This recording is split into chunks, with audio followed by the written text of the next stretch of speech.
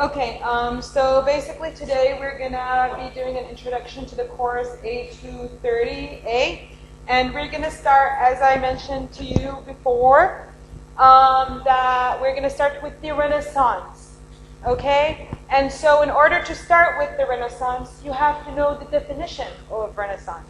What is Renaissance? Okay, so the literal definition of Renaissance would be rebirth. Yeah, rebirth. Now, when we say the word rebirth, basically, it's not birth, it's rebirth. So what does that mean? What does that indicate? Birth indicates a new thing. What about rebirth? The R-E, the prefix. Rebirth is to have something. Yeah, revival. Okay, so basically it's not bringing something new to the world, but rather the bringing back something that was there, right? Okay, so basically the Renaissance means the rebirth or revival, literally. And then basically, what is the definition of Renaissance as a historical period or a movement?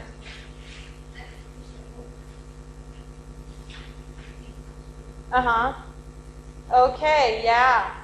It is. Basically, the Renaissance is, well, literally means rebirth, and it refers to, basically, a cultural and an educational movement that started in the 14th century in Italy. And what was it dedicated to? Basically, this movement was dedicated to the revival of the culture and the arts of the ancient Greeks and Romans. So see, it's a rebirth of what existed during the ancient Greeks and Romans. And so it's a movement. It's not only just, it's a movement that actually applied to almost all ways of life. There has been a revival in the way of thinking, of philosophy, of the way of approaching science, of the art and the representation of art, and literature is part of all that cultural productions where that actually attended to this revival of what used to exist in the ancient Greek and Roman culture. Okay, now that's as a movement. And so what is the time period it covers? Yes, it did start in the 14th century in Italy. However, in England, it covers a period between 1500s and 1700s. But then, so the 1500s is not the 15th century. 1500s means the 16th century, right? 1700s means the 18th century. So since it started in Italy in the 14th century, that means it started in 1300s. Okay, get it.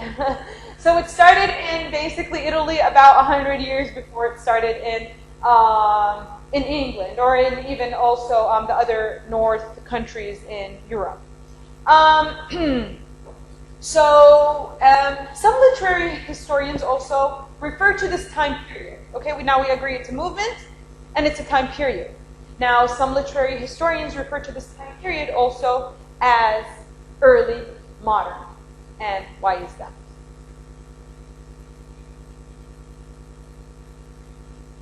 Early modern. When does the modern period start? In the 1900s. And then we're talking over here about 1500, from 1500 to almost 1700. So why is it referred to as an early modern? Because it's an introduction to the modern age. And it comes, it comes after an age that was called the Dark Ages in Europe. Okay? So the Dark Ages are considered like the older ages of Europe, and then this period becomes, the Renaissance is part of the whole Enlightenment movement after the Dark Ages in Europe, which starts with the Renaissance, and the Renaissance so moves and takes Europe from basically the Dark Ages to the modern ages, and that's why this time period also would have been referred to as early modern. And basically, if you use the term early modern to refer to this time period, basically it covers a little bit more, a larger block of time. So it covers from the 1500s to almost the 1750s. Okay? Okay. Any question about the time period? Any question about the movement itself? So we're talking about now revival of the culture, the art, the maybe even way of presenting literature of the ancient Greeks and Romans. Now, during the Renaissance, one type, or basically there were different genres of literature that were produced during the Renaissance. But then there's one type of literature that flourished mostly. And do you know what that is? What genre was it? Drama and plays. Basically, plays are drama, and drama refers to plays. So basically, it's the genre of drama that basically flourished in this time period. Now, why did that happen? Because it's the Shakespearean era? It's not because the Shakespearean era, but rather Shakespeare is one of the people who wrote plays during this era and contributed to basically the flourishing of this genre. Yes. So why do you think that during this era, drama became prominent in terms of literary production? Awesome, great, thank you very much. Yes, it does have to do with the building of the very first theater in London. Now you have to know that drama didn't exist in England prior to the Renaissance. It existed during the Middle Ages. So we call them actually medieval plays. Now, but these plays are different than the Renaissance plays in nature, and basically they weren't the same as also later on plays, the Renaissance plays, and that is for the reason that there wasn't a proper place for these plays to be staged on. Okay, but still there were plays that were active during the Middle Ages, and those plays are called mystery plays and morality plays. So, from the word, what do you think these plays address? From the label of them, what do they address? Mystery plays, morality plays. Basically, these plays were religious in nature, as opposed to Renaissance plays, which basically are secular. They're more secular, or they are secular. And these mystery and morality plays basically are plays that are religious in nature, and generally they address, or as subject matter, they address the good and evil in human beings, specifically morality plays. They address the good and evil of human beings, and they actually talk about morality and day of judgment. So they basically are religious plays that tend to be didactic and teach people a religious lesson. And that lesson would be to be closer to God. Right? These plays generally were acted during religious festivals. Okay? And now, okay, you're going to ask me, okay, then where were they performed? Right? There was a theater during that time period. They were performed. Where were they performed? Does anybody know?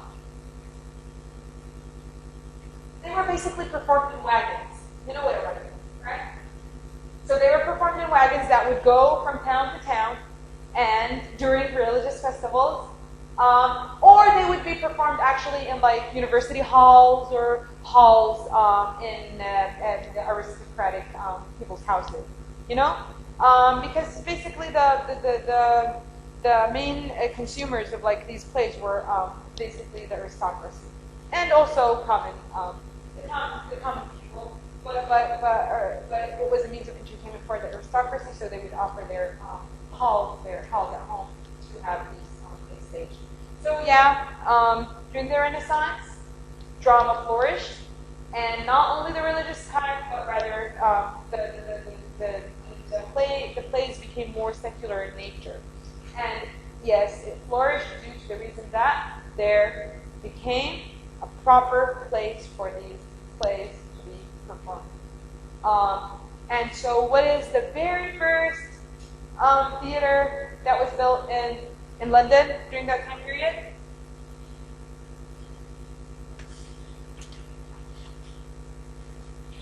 It's a theater that was built in 1576. It is called the theater. Okay, the theater in Shoreditch.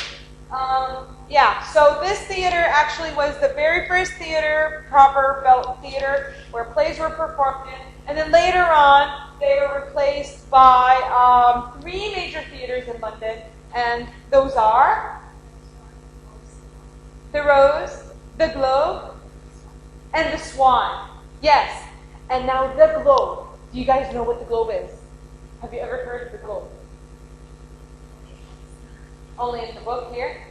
Okay, well, the Globe is the theater that Shakespeare had his plays acted in, okay, or performed. All Shakespeare's plays were performed in the Globe. It's considered like Shakespeare's Globe, Shakespeare's theater.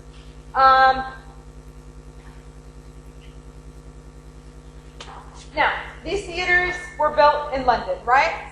Now, these theaters depended on their survival on royal patronage, okay? You know what royal patronage means? Yes, exactly. They were financially supported by the royal family or the aristocracy. Where did you guys come from? Oh, okay. You guys were in another. Okay. Mm-hmm. This is a filmed session. That's why I think what they did is that they transferred us to over here, and it should have been on your SIS. But anyways, let's just continue. I was talking about the building of theaters, and we were talking about the major 3 theaters in London during the time in the Renaissance. We said that the survival of these theaters depended on royal patronage. So what does that mean actually for the theaters to survive on royal patronage? What does it require actually from like the playwrights and the nature of these plays? Subservient? To kind of serve their interests, maybe. Yes, it can be that maybe these playwrights would cater to their interests, or at least the idea is that these plays would have been censored by the aristocracy or the royal family. So if there was something that they did not like that was in the play, it would get what? Filtered out, right? Censored. These plays should be appealing to these people. So the royal family or the aristocracy financially support these theaters, and to support actually maybe they also the playwrights, they give them money in order to write these plays. But if there was an element in the play that they did not like, they might not even attend the play. Even in that case, what would happen? There wouldn't be any financial benefit, right? And so, well, for the theater to have an audience, they had to cater to the interests of those who financially support them, right? Okay. Any questions up until now? Okay. Since this is an introductory class, we're just talking about like the parts that will basically serve us in order to start with our primary text for next time. Now, we were talking about how drama flourished during the Renaissance, right? Now, there's your book, or basically in this course, there's a specific type of drama that we're concerned with and will be concerned with for our next class and the class after, and that is, yes, we are going to take Othello. Othello is basically a type of play that is called, Shakespeare wrote comedies, plays that are basically comic. He wrote history plays, and he wrote in a third genre, which is tragedy plays. And those are called tragedy plays or tragedies on their own, or you can call them tragic drama. Okay? Now, what about this tragic drama? What defines a tragedy? What defines tragic drama? So the tragedy ends with death. Any death? Yes. So basically, a tragedy and Shakespearean tragedy, because you have to be aware that there are tragedies throughout history, starting from Aristotle. He talks about tragedy, defines it in his Poetics. And then there is also medieval tragedies. Then we come with the Shakespearean tragedy that has specific characteristics. And yes, in order for something, a play, to be called a tragedy, a Shakespearean tragedy, it has to, and necessarily does end with the death of the protagonist. Okay, now who is this protagonist? The main character, and this protagonist is called, in this case, since he exists in the tragedy and the play ends with his death, he's called a tragic hero. Okay, now we have to know what defines a tragic hero. What are the characteristics of a tragic hero? Can you guys tell me what you think the characteristics of a tragic hero is? He has many conflicts. Okay, conflict does exist in a tragic hero and in any almost other protagonist in a play. But what other characteristic defines the tragic hero? A Shakespearean tragic hero, basically. Okay, so a tragic hero must be a person from a high social class. So he has a high social status. And he also has exceptional abilities. Okay? Also, a tragic hero is good in nature. In order to sympathize with the hero, basically, the hero has to be good in nature, right? So in Shakespeare, generally, a tragic hero is good in nature. Yes?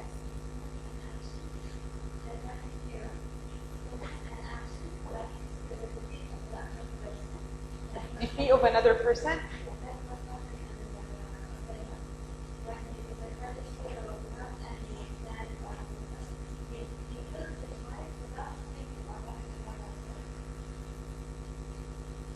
Okay, he kills who? His wife. Okay, without... Okay.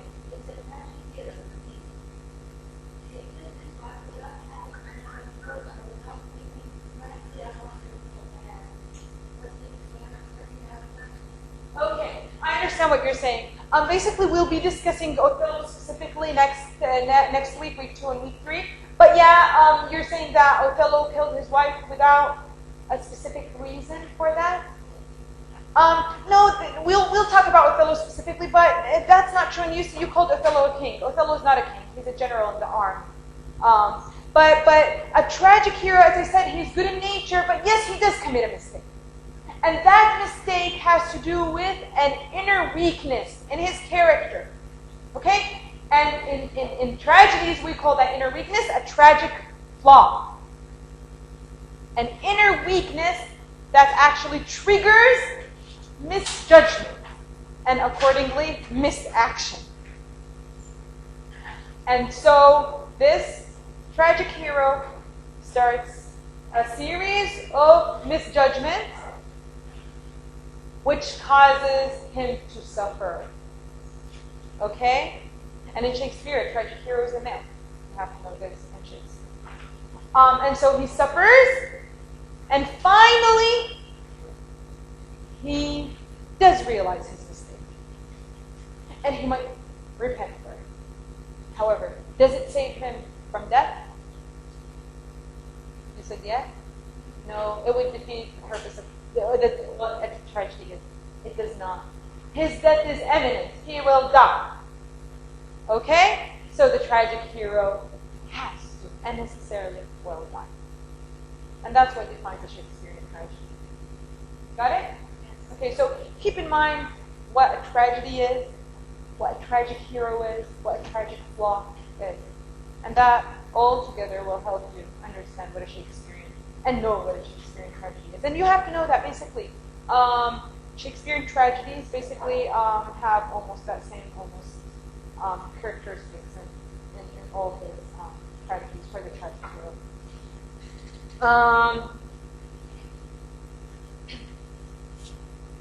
Okay, and now since I'm talking about tragedy and tragic hero, now I want to talk about like the effect of tragedy upon the audience that attends. So when the audience attend a tragedy, there tends to be a buildup of powerful emotions. Powerful. How do you feel while you're attending a tragedy? Let's start with that. Imagine yourself sitting in the theater and watching a tragedy unfold before your eyes. How would you feel? Drawn into the story. You will get invested emotionally and psychologically too. Sad. You will feel sad, sorrow, sadness. You'll feel sorry for this protagonist. You know that something wrong happened it happened to him in order to have him commit series of misjudgment. So you feel sad, sorry for him. Yeah. What else? That's an emotion. That's a feeling. It becomes powerful in you as an audience. Sometimes you can feel angry. Yes, it's a powerful feeling. You'll feel sorrow and anger. Anger because you see, you think that this tragic hero doesn't deserve what he's going through. But he has that weakness that basically triggers all of his misfortune, right? So seeing the buildup of these powerful emotions, which are like the emotions of sorrow and pity and anger that you feel towards the tragic hero, that tragedy causes you to have. And then, after the act is done and it ends with the death of the protagonist, you feel like these powerful feelings get cleansed and purged. You might even end up crying at the end. You sit in the theater maybe for 5 minutes before you leave, like maybe shedding a couple of tears and thinking about, like, wow, what happened, you know? And then you leave, like feeling that you release all that anger, sorrow, tension behind, right? So this is one of the effects of a tragedy, which is to arouse catharsis in the audience. It's important that you know this term, catharsis. Catharsis means the arousal of powerful emotions that include sorrow, pity, and anger. And then, finally, the purging of them. So they get purified towards the end of the tragedy and the play. And cleansed. You leave with this sense of relief.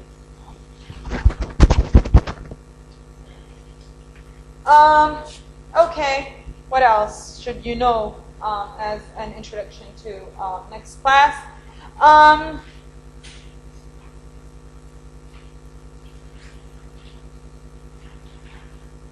Okay, now why did tragedy also thrive during this time period? Basically, you have to know that it thrived because tragedy thrived because basically these authors lived, or Shakespeare specifically now, lived in a time period that is called the Elizabethan time. During that time period, society was highly, stratified. You know what that means? There was that stratification of society. There's class differences. There's a social hierarchy, right, for society. And you know that, like, at the top of the hierarchy, who would exist? The monarch, right? Well, it's Elizabethan time, so it's the queen. Now, these tragedies usually raise the issue of what would happen to a person, like this tragic hero. You have to know that this tragic hero usually in plays gets in conflict between himself. He gets in conflict with a person in a position of authority. So imagine that this protagonist gets, and it could be a person of authority or fate or God. But in Shakespearean, a tragedy would be with a person of authority, and in some of his plays, it's like the conflict with the monarchy. Now imagine that the monarchy is corrupt, and this person gets in conflict with the monarchy. How would it end?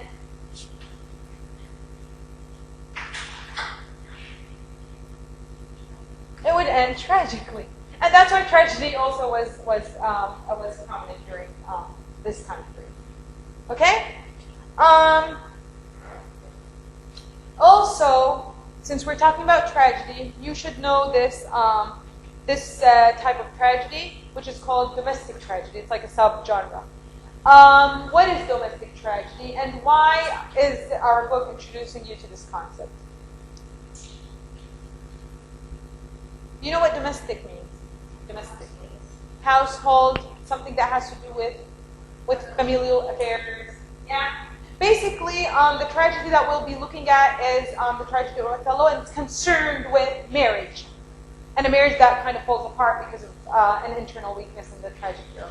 But marriage is considered domestic. Okay? So basically, this also play can be labeled as a domestic tragedy because it's concerned with marriage. And also, as a theme, it's concerned with a theme of love. Love. Okay? And love is also considered domestic. And so, now love. What is the importance of having love as a theme, and why would love factor, or why does love factor usually as a theme in these Renaissance tragedies?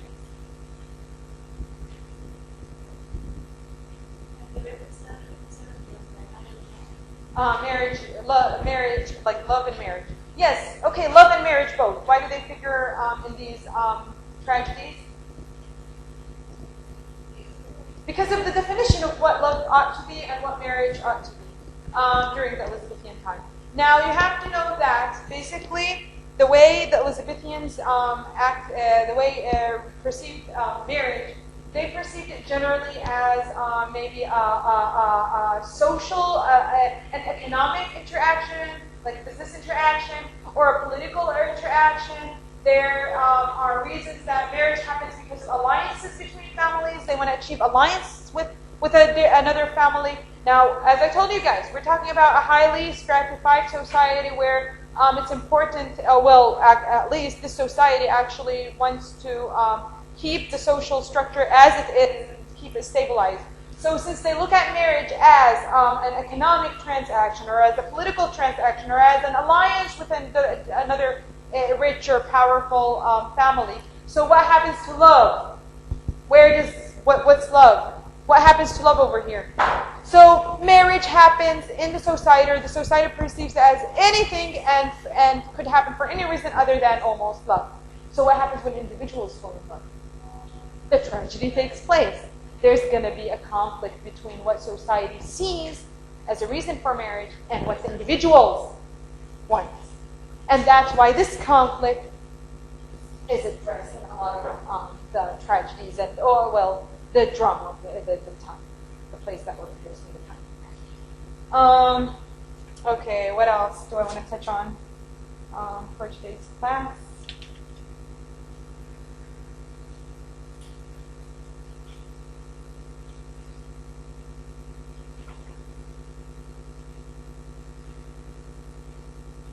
Okay. Now, thinking about the text that we're reading, we've been talking about drama, right? And we said that next time we're going to start with a play, which is a Shakespearean play called Othello, right? Othello was first staged in 1604. This play, basically, yes, you receive it in written form, right? But it's a performance text.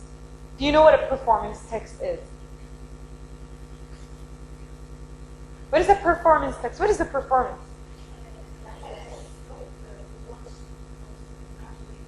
It actually initially was written not to be read, but rather to be performed. It's a play that is written. However, you guys are in this class, you won't be actually watching a performance of it, but rather you're reading it as a text. So you have to always be open-minded and keep in mind that this is a performance text. It was initially written to be performed, so you're going to find a lot of that jargon that has to do with performance and with the theater. So you're going to find entrance of an actor. You're going to find the word actor. You're going to find the word entrance. You're going to find the word exit. You're going to find some directions maybe where it shows that there's a subplot taking place where somebody's just speaking in order to have the audience actually hear, but not the characters on stage with with him or her. So keep in mind that it is a performing text, and that makes the experience different. So it will really be a different experience to watch it as a performance or to read it as a text. So when you read a text, or the text, basically, you always think about how would it have been if this paragraph or this speech, spoken by two speakers, for example, how would it have been performed? And what is the difference between it being on a page and what would have the difference been if you attended it and seen it as a performance? Okay, and the different effects it would achieve. Okay? What else? Any questions you guys have about the Renaissance, about drama, about tragic drama specifically? No? That's it? Okay, well, just keep in mind that next week we will be working on Shakespeare's Othello, and as I said, it is necessary that you bring Othello. You read Othello in full. Okay, you read the whole play, even though we're going to work on it also for the week after. And you prepare what you have in your book, The Renaissance and the Long 18th Century. You're going to have to prepare from page, you said 11 to 36. That's what you have to do. So basically, initially, you're going to read Othello. And as I mentioned, Othello, reading is going to be challenging because it's Shakespearean English. Now, Shakespearean English is not Old English. It's not Middle English. It's modern English, but it's an early form of modern English. And so you're going to find a lot of words that you've never heard of, words that don't maybe exist, people don't use them nowadays. So there's this section of notes. Like on each page, there's a segment of the page dedicated for notes. So you check those terms down in the notes section down, the second part of like each page, okay? And that's going to help you read the text. And as I've said, yes, it's challenging, but you have to be up to the challenge, okay? Since you're in this course. And basically that's about it. Any questions you have? Any questions you have? Okay, so basically after you read Othello, you go to book 1, this one. And then you go from page 11 to 36. You read basically that chapter, and you look at, and this is what you're going to have to do. You look at the activities, and because basically the activities depend on an approach that I've mentioned before you guys who came late. We're going to do a close reading and a textual analysis of the text. So that means that we will be looking at context. Yes, we're going to look at the context, like historical, cultural context of Othello. However, what's more important and the approach we're going to be using for Othello is close reading and textual analysis. So you need to have the text with you in class. This one, you're going to have the Othello play with you. You're going to have Othello with you, and you're going to have basically the Renaissance book, because we're going to be looking at activities, and then we're going to be applying activities of textual analysis to the play itself. So have both books with you in class. It is important that you have them with you. And that's about it. Yes. Yes, next class is in this room, and every single class will be in this room. Yes. My office hours, basically, let me just check them over here. I'll be writing them for you on LMS, okay? But basically, my office hours are going to be an hour after each tutorial. So like Sunday, I teach from 1 to 3, so my office hour will be from 3 to 4. Monday, I teach from 11 to 1, my office hour will be from 1 to 2.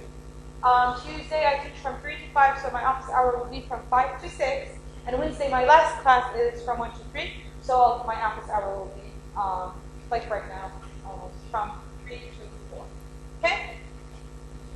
And we're done with the introduction to the Renaissance.